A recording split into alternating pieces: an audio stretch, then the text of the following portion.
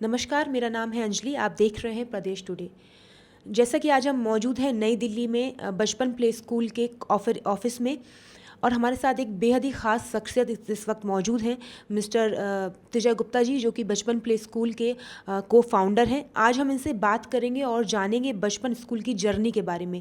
क्या इस स्कूल की जर्नी रही और कब से ये शुरू किया गया, किस थॉट प्रोसेस को दिमाग में रखकर इसको शुरू किया गया था, और किस प्रकार ये जो प्री स्कूल है, एक बचपन प्ले स्कूल, किस प्रकार बच्चों को फैसिलिटेट कर रहा है अपनी सुविधाओं के द्वारा। सर नमस्कार, बहुत बहुत स्वागत है आपका हमारे साथ जुड़ने के लिए। सर, बचपन प्ले स्कूल की जर्नी की अगर हम बात करें तो लगभग 2004 से, जहाँ तक मुझे याद है, ये शुरू हुआ था।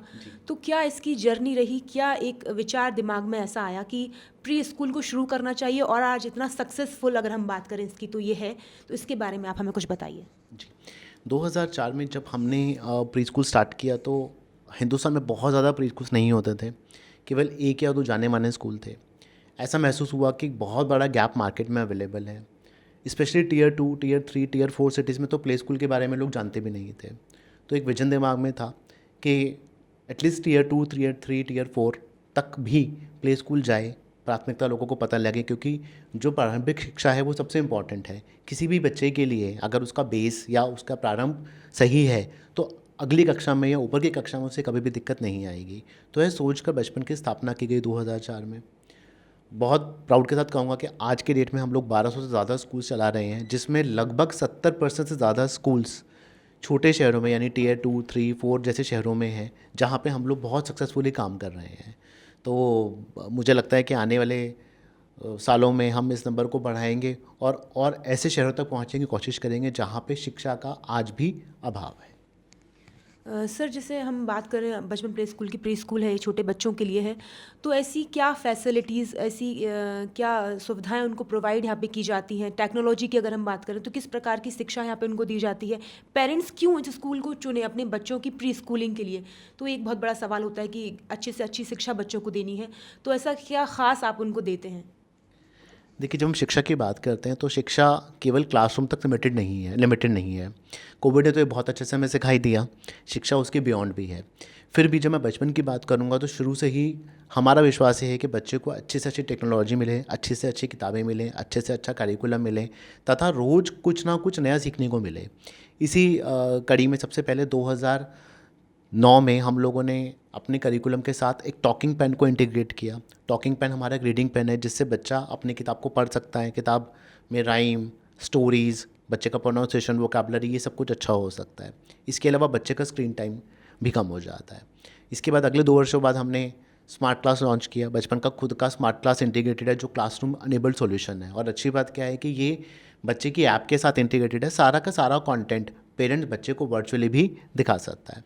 इस तरह से robotics, virtual reality, augmented reality, ये हमारे कुछ एजुकेशन का पार्ट है। मैं यहाँ पे ये ज़रूर कहना चाहूँगा कि ऐसा नहीं कि सारी की सारी एजुकेशन डिजिटल में कन्वर्ट हो गई। डिजिटल सिर्फ आपकी क्लास का एक थोड़ा सा पार्ट है। एग्जाम्पल, अगर बच्चा 3 साढ़े 3 घंटे स्कूल में आता है तो केवल कोई 10 मिनट, 5 मिनट, 15 मिनट बच्चे को डिजिटली पढ़ाया जाता है। लेकिन हाँ, कंटेंट सभी तरह से अवेलेबल है ताकि बच्चे को एग्जाम्पल्स, वीडियोस, साउंड्स के तौर पे सीखने का मौका मिले। सर, कोविड का आपने ज़िक्र किया अभी। जैसे कोविड जो इतना बड़ा पैंडेमिक देश में हुआ, पूरे विश्व में हुआ, तो बचपन स्कूल की उस टाइम की जर्नी क्या रही? कैसे उसने मतलब बचपन स्कूल पे क्या इम्पैक्ट इस चीज़ का पड़ा, और डिजिटल ट्रांसफॉर्मेशन देखने को मिला, शिक्षा बहुत ज़्यादा, ऑनलाइन प्लेटफॉर्म्स काफ़ी सारे उभर कर उस समय आए, तो बचपन स्कूल उस समय किस प्रकार काम कर रहा था? जी, 23 मार्च को मोदी जी ने पूरा भारत बंद का ऐलान किया। 23 मार्च से लेके 30 अप्रैल तक हम लोगों को ऐसा कभी महसूस नहीं हुआ था कि स्कूल इतने लंबे समय तक बंद होंगे। मैं आपको बहुत ऑनेस्ट आंसर दे रहा हूँ। हमें लगता था कि शायद अगले महीने में, 2 महीने में स्कूल खुल जाएंगे। लेकिन 1 डेढ़ महीने बाद जब ये क्लैरिटी बहुत अच्छे से आ गई कि अभी स्कूल बहुत लंबे टाइम तक बंद रहेंगे क्योंकि पेंडेमिक लंबा चलने वाला है, तो हम लोगों ने सबसे पहले अपनी ऐप इंटीग्रेट करी। और करीब करीब 7 मई या 8 मई के आसपास से हमने अपने स्कूलों में ऐप के ज़रिए ऑनलाइन क्लासेस शुरू कर दी। मेरा हमेशा से मानना क्या है कि कुछ ना से जो है वो बहुत अच्छा है। अगर हम 100% बच्चों को नहीं स्कूल में बुला पा रहे, लेकिन अगर बच्चा 30%, 40% डिजिटली पढ़ पा रहा है, प्रैक्टिस कर पा रहा है, क्योंकि उस टाइम अच्छी बात क्या थी, पेरेंट्स घर पे थे, तो हम लोगों ने ऐप के साथ अपने करिकुलम को इंटीग्रेट कर दिया। किताबें बच्चे को यहाँ से कोरियर हो जाती थी स्कूल के लिए, क्योंकि स्कूल नहीं खुले थे। क्लासेस ऑनलाइन चलती थी। स्कूलों ने ऐप के थ्रू भी पढ़ाया, स्कूलों ने जूम के थ्रू भी पढ़ाया, कुछ स्कूलों ने इनफैक्ट व्हाट्सएप पे क्लासेस भी ली, जो बहुत छोटे शहरों में थे, क्योंकि पेरेंट्स के पास उस टाइम लैपटॉप और डिवाइसेस नहीं थे। तो उस टाइम का जर्नी बहुत डिफ़िकल्ट था, ये नहीं कहूँगा आसान था, लेकिन बहुत लर्निंग और मीनिंगफुल था। ये समझ में आ गया कि दुनिया किसी के लिए नहीं रुक सकती, एजुकेशन नहीं रुक सकती। आज भी अपनी ऐप के ऊपर हम लोग वीक में एक दिन ऑनलाइन क्लासेस ज़रूर रखते हैं। हर शनिवार हमारे यहाँ एक ऑनलाइन क्लास होती है, 1.5 घंटे का सेशन होता है, जिसमें बच्चे को ऐप के ऊपर कुछ नया सीखने को मिलता है। फॉर एग्जांपल, किसी हफ्ते हम डांस वर्कशॉप कर रहे हैं, किसी हफ्ते हम पीडियाट्रिक्स को बुला के प्लान कर रहे हैं, एक हफ्ते हम लोगों ने फूड वर्कशॉप अरेंज करी। तो अच्छी बात क्या है कि अब पेरेंट्स, बच्चा, हर तरह की एक्सेप्टेबिलिटी ऑनलाइन के ऊपर है। हम कुछ ना कुछ उसके ज़रिए भी बच्चे को ऐड ऑन के तौर पे ऑफ़र कर सकते हैं। सर देखिए, बचपन प्ले स्कूल अपने आप में एक बहुत फेमस स्कूल है। इसी के साथ, चूँकि एजुकेशन से जुड़ा है, इसी के साथ जैसे अगर जो नए एंटरप्रेन्योर्स हैं, उद्यमी हैं, जो व्यवसाय के क्षेत्र में आगे बढ़ना चाहते हैं, और बचपन स्कूल की जो जर्नी रही है अपने आप में काफ़ी कामयाब है, बहुत ज़्यादा कामयाब है इनफैक्ट। तो काफ़ी लोग इनसे इंस्पायर हैं, आपसे इंस्पायर हैं। तो आप ऐसे लोगों को क्या मतलब मैसेज, या क्या मैनेजमेंट स्किल्स हम कह सकते हैं, लीडरशिप स्किल्स उनमें होनी चाहिए, जो एक व्यवसाय शुरू करना चाहते हैं, इस मुकाम तक पहुँचना चाहते हैं, उनको आप क्या कहेंगे? कोई भी नया व्यवसाय करने के लिए दो चीज़ें बहुत ज़रूरी हैं। पहली बात, उसको समय देना। दूसरी बात, उसके ऊपर अपना 100% देना। कोई भी बिज़नेस या कोई भी उद्यम या कोई भी काम आसान नहीं है। आज किसी भी बिज़नेस को सेटअप करने के लिए 2 साल, 3 साल, 4 साल लग जाते हैं। पर मैंने अभी क्या नोटिस किया कि जो आजकल के नए बच्चे हैं, उनके पास उतनी पेशेंस नहीं है, या जो नए एंटरप्रेन्योर्स हैं, दे वांट क्विक रिजल्ट। क्योंकि अभी हम स्टार्टअप के टाइम में हैं, तो हमें क्या लगता है स्टार्टअप देख के कि यार 6 महीने में उसने इतने पैसे लगाए, इतने पैसे मिल गए उसको, इतना फंड रेज हो गया। फंड रेज एक अलग है, एक सक्सेसफुल बिजनेस खड़ा करना एक बहुत डिफरेंट बात है। तो मैं हमेशा क्या मानता हूँ कि पैसा कमाने से ज़्यादा ज़रूरी क्या है, एक अच्छा बिज़नेस खड़ा करना। अगर आपने अपने ज़िंदगी के 1 साल, 2 साल, 3 साल किसी बिज़नेस के ऊपर अच्छे से दे दिया, अपना 100% दे दिया, तो मुझे लगता है कि शायद आपको सक्सेसफुल होने से कोई नहीं रोक सकता। बहुत ज़रूरी है कि बिज़नेस में पैसा तो किसी भी तरीके से कमाया जा सकता है, लेकिन अगर आप एक सक्सेसफुल बिज़नेस खड़ा कर लेते हैं, एक सही उम्र तक खड़ा कर लेते हैं, तो उसके रिटर्न आपको अगले आने वाले 10 साल, 20 साल, 30 साल। यहाँ पे एक बात और कहना चाहूँगा, लाइफ में भगवान ने हर एज के हिसाब से कुछ अप्रोप्रिएट चीज़ें दी हैं। फॉर एग्जांपल, जब बच्चा छोटा होता है, हम बोलते हैं शायद 1 to 6 ईयर्स का, तो आप उसे राजकुमार या राजकुमारी की तरह ट्रीट करते हो, उसकी सारी ख्वाहिशें पूरी करते हो।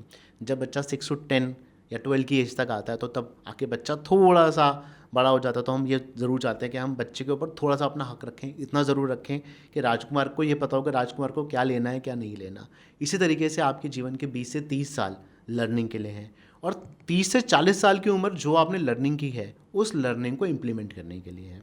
और अगले 40 के बाद शायद पैसे कमाने के दिन आपके बहुत अच्छे आ जाएंगे, क्योंकि आपने लर्निंग भी कर ली, लर्निंग को इम्प्लीमेंट भी कर लिया, सक्सेस भी देख लिया, फेलियर भी देख लिया।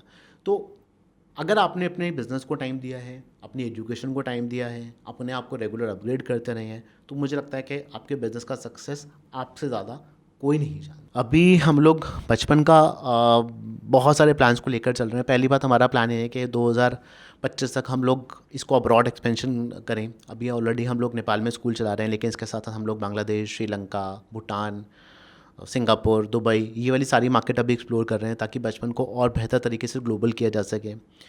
इसके अलावा हम लोग अभी खुद का K-12 स्कूल दिल्ली में सेटअप कर चुके हैं। तो वी आर प्लानिंग कि हम इंडिया के कुछ पर्टिकुलर शहरों में अपने खुद के K-12 स्कूल्स भी ओपन करें, ताकि प्ले स्कूल के बाद, UKG के बाद बच्चा आगे की कक्षा में जाकर हमारे ही वेंचर के साथ आगे बढ़ सके, ताकि पेरेंट्स को वो बेस का इशू ना आए। थर्डली, हमें ये लगता है कि हम ज़्यादा से ज़्यादा पेरेंट तक पहुंच सकें। तो ऐसा मान के हम बचपन का बहुत हैवी एक्सपेंशन अगले 3 सालों में देख रहे हैं। 2026 तक हम 5000 स्कूल पूरे भारत में ओपन करना चाहते हैं, जिसमें स्पेशली उन शहरों में जहाँ पे स्कूल्स की रीच नहीं है, मैंने पहले भी कहा था, जहाँ पे स्कूल्स कम हैं या नहीं है, जहाँ पेरेंट्स को अच्छा प्ले स्कूल नहीं मिल रहा, वहाँ तक हम ज़रूर पहुँचे।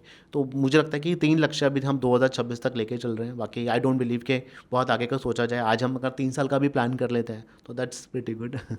बहुत इंटरेस्टिंग मैसेज है। देखिए, पहले जब हम स्टूडेंट थे, तो हम अपने टीचर की रिस्पेक्ट करते थे और टीचर की बात को वैल्यू करते थे। मुझे लगता है अभी वो थोड़ा सिनेरियो बदल गया है। यहाँ पे बच्चे से ज़्यादा थोड़ा सा पेरेंट्स को सोचने की ज़रूरत है। टीचर भी अपग्रेड हो चुके हैं, टीचर भी मॉडर्न हो चुके हैं, बहुत सारी पॉलिसीज़ टीचर्स के लिए आ चुकी हैं। फॉर एग्जांपल मैं बोलूँ तो सरकार ने बोला है कि आज तो नो टच पॉलिसी है, टीचर बच्चों को हाथ भी नहीं लगा सकता। अब हम ऐसे भी केस सुनते हैं जहाँ पे अगर टीचर ने बच्चे को डांट भी दिया या समझा भी दिया तो वो भी एक गलत मैसेज में जाता है। तो मुझे लगता है कि टीचर को अपना काम करने दिया जाए। मैं ये नहीं कह रहा बिल्कुल भी कि टीचर गलती नहीं कर सकता, गलती की गुंजाइश कहीं भी हो सकती है, पर कोई भी टीचर किसी भी स्कूल के अंदर एक लंबा एक्सपीरियंस लेके बैठा है। अगर आप टीचर और पेरेंट एक साथ मिलकर काम करें तो बच्चे की डेवलपमेंट बहुत अच्छी हो सकती है। तो अभी मुझे पर्सनली ये लगता है कि बहुत जगह पे टीचर और पेरेंट का सिंक नहीं बैठता, वो सिंक बिठाना बहुत ज़रूरी है। हम भी अपने स्कूल में लगातार पीटीएम्स के थ्रू, मीटिंग्स के थ्रू, वर्चुअल मीटिंग के थ्रू ये कोशिश करते हैं कि टीचर और पेरेंट एक प्लेटफॉर्म पे आ जाए ताकि बच्चे की इम्प्रूवमेंट हो सके। तो आई थिंक टीचर को रिस्पेक्ट देना और थोड़ा सा उसकी बात को इम्प्लीमेंट करना, दैट इज़ वट पेरेंट को देखना चाहिए। और मुझे लगता है इससे ज़्यादा तो अभी कोई रिक्वायरमेंट एज सच नहीं है। सर बहुत बहुत धन्यवाद आपका हमारे साथ जुड़ने के लिए, आपने अपना समय दिया उसके लिए बहुत बहुत धन्यवाद। तो हम सुन रहे थे बचपन प्ले स्कूल के को फाउंडर मिस्टर तिजय गुप्ता जी को, जिन्होंने हमें बताया कि किन चीज़ों को ध्यान में आगे रखकर आप बिज़नेस के क्षेत्र में और शिक्षा के क्षेत्र में आगे बढ़ सकते हैं। उन्होंने पेरेंट्स के लिए भी और टीचर्स के लिए भी काफ़ी कुछ हमें बताया।